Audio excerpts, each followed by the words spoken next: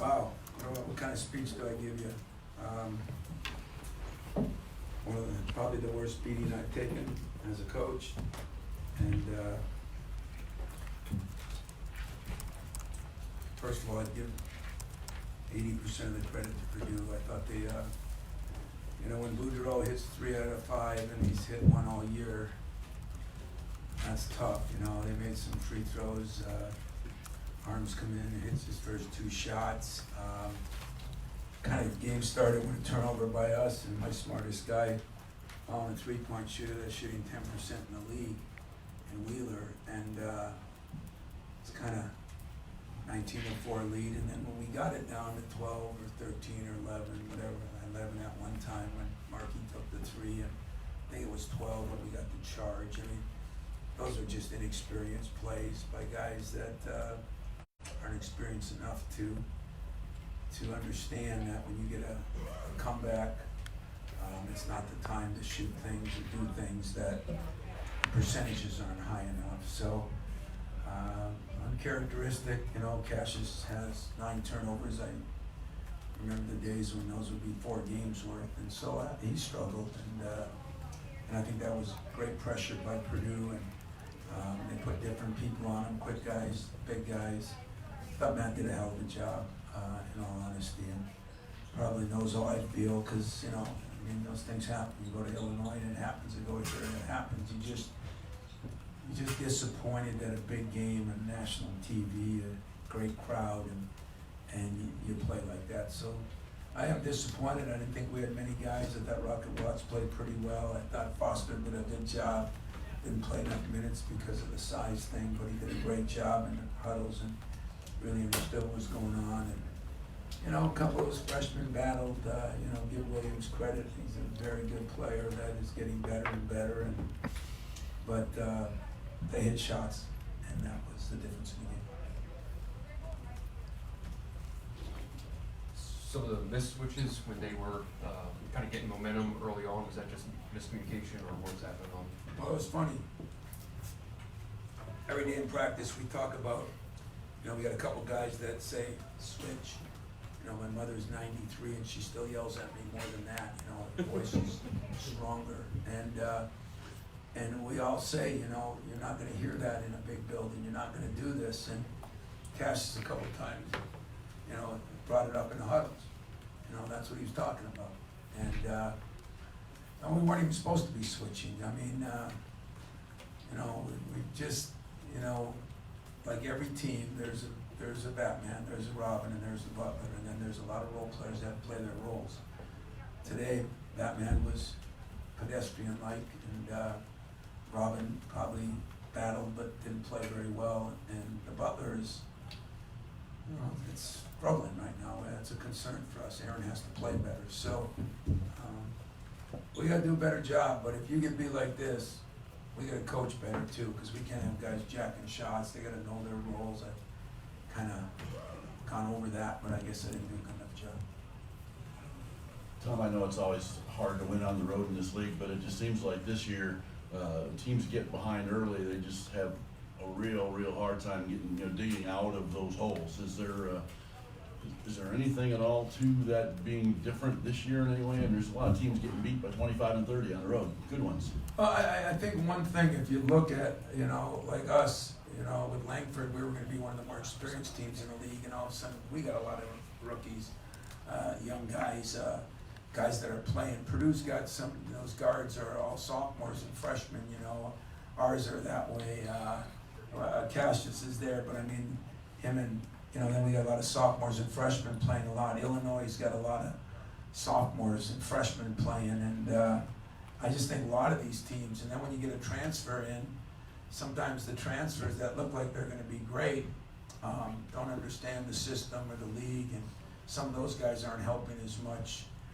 So I don't know. That's a good excuse. I don't know if it's one, but there's no reason why, if you're competitive and you're, you should go on the road, and you got to be mentally tough and physically tough most of the time. Young guys are not very mentally tough. You can get them more physically tough before you get them mentally tough. Mental toughness comes from experience and maybe getting your your butt kicked like we did today and figuring out what you're gonna do about it. But it's an interesting point. It's happening. Our league is the worst. And I think our league's the worst because our league's the best as far as attendance and things on the road. But I just can't stand using that as an excuse because usually my teams are tougher physically, but maybe I'm underestimating the youth and how tough we aren't mentally right now. Along those lines, I mean, you've been blitzed here before and won Big Ten titles and been in the Final Fours, and it's part of the journey. Is there anything today that, with these young guys and the journey they need to be on, that concerns you greater than just being blitzed on the road and knowing you need to get those guys more mentally tough? Yeah, I mean, I bet you we play 5 games and knowing Cash is somebody who doesn't have 9 turnovers in the next 5 games, you know. So I ain't worried about Cash, so I'm not worried about Xavier. I'm worried about Aaron because I think he's very valuable to our team. And attitude's been great and everything like this. I thought he passed up some shots early. You know, they say that the hardest thing going from one year to the other is your role changes. And everybody wants the role, you know. I mean, who doesn't want to be Batman, you know? I laugh every day with Doug Wojcik on my staff. He always talks about everybody wants to be the head coach. Well, it ain't as much fun as you think it is today. So, you know, I don't think, hell, I don't want to be the head coach today. So that's the way it is, you know, and he's got to step up in his role, and we got to do a better job coaching that because we need him. He's valuable. Gabe, I thought Gabe worked his butt off today, just missed some of the shots he normally hits, but hey guys, they hit some shots now. I mean, when Boudreaux hit those 3 after 3 after 3, I mean,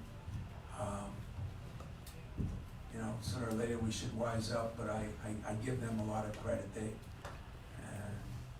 They were, you know, they're a little desperate after a tough loss at Michigan, after getting, you know, beat like they did against Illinois, and doesn't surprise me that Matt would do that. That was Gene-cadious. I know you mentioned coming in that this may have been the worst beating you've taken. I guess I'm curious of how you're going to plan to process this, and when you have one game in the next 11, 12 days, is it a good time to kind of refocus some things? Well, it is for us. You know, we've had such a weird month, you know, with everything we've kind of gone through, and I still say that part of the problem is we don't get to practice enough. Even over Christmas when it got a little better with Cash and everything, he was hurt. He missed all those practices, and so did Kyle Arns, and so did Rocket Watts. So, you know, we need some practice time. We probably need some movie time, meaning we need to watch our games and see how blatant some of these mistakes are, and then we've got to make these freshmen understand that AU ball is in the summer, and real basketball, no insult to AU, but is in the winter, and you can't grab the ball 40 feet away. And the one charge we got, I told the official, this isn't even any fun, because I can't even yell at them because it was so obvious. I thought Katie flew back in and took the charge. There were that many people standing there, and I mean that's just a freshman kind of, you know, nobody takes charges in the summer. They say Olay and go in and make the layup, you know, and so, you know, that's part of the learning process for them. I don't necessarily blame them. I thought in that case, I told Xavier and Cash, you got to take over on the floor. I've only got so many timeouts, and I think they agreed. So we'll learn from it. There's only one way. I've done this for so long. I'm gonna work, and I'm gonna work. We'll work harder than we worked, and we'll get it straightened out. What's kind of the, you know, in your mind, the response you want to see when the team kind of sells out and throws 2 guys at Cassius off those ball screens? Be honest with you, that's where Xavier really, I mean, we knew that was going to happen. There was not a doubt in my mind. I mean, I've seen the full court pressure, bodying guys, jumping those things since, you know, since Gene. And to Matt's credit, I mean, I thought he did a hell of a job. To our credit, we did a poor job of adjusting, and we knew it coming in. We had some things, but Cash didn't throw back enough, and Xavier didn't, do the things he needed to do. We got some good shots when we did. We got Aaron a couple of wide open shots he didn't take. Finally, second half, he took a couple. Somebody wants to copy it, go ahead. You better copy it with guys that won't play as hard as those guys play, and I don't know many in the conference that do that. So if they can do that, go right ahead. We'll be ready for it. Got time for a couple more, Kyle and Hondo. Tom, you had a lot of young guys go against Travion today. You look like a few different looks at him. Wonder how you evaluated how they did in that matchup. Well, even that, we were going to do some things there. We were doubling on the cutter, and I don't think he got doubled all day. Do you? Thought there were some points that they had, maybe not. Maybe one or two. You remind me of a guy on my staff. Whenever we say that it didn't happen, that's never means 90%. So I'd say it's safe to say 90% we didn't do what we were supposed to do, and the only one that should be blamed for that is me, because that means we didn't get it across to him enough. But Travion's a hell of a player. I love the kid. I know his uncle, who was here today, and you know what? He's one kid I could be happy for. I love his journey. I love what he's done. We were one that sort of passed on him. At least we recruited him. Some other schools didn't even recruit him, but it's the American dream to see what that kid's doing. People didn't believe in him, and I think Matt and his staff deserve a lot of credit too, because he's going to get better. He's going to get better. So I thought our guys, the size mismatch, we knew we weren't going to be able to handle that one-on-one. What did he end up with? What were his stats? The NCAA. He had 16 saving points, ink, so they put these small things. 16.7 rebounds. That's not that's half and half of what he got last game. So I should be doing cartwheels when I leave here. It was good. Tom, during your win streak, got back in the top 10. You warned people about not making too much, but you keep telling, we're going to work, we're going to fix this thing. Is there danger of making too much out of one loss at a greater road arena and a great environment? Oh, no, not when you do things. Not, they shot well.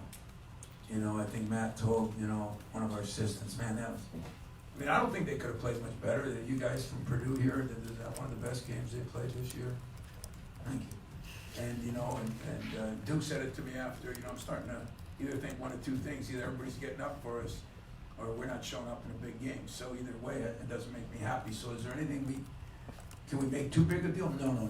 Not when their effort was good. We got out-rebounded. We don't get out-rebounded very often. The turnovers, how many we end up with?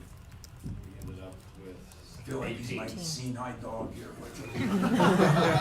18, they had 6.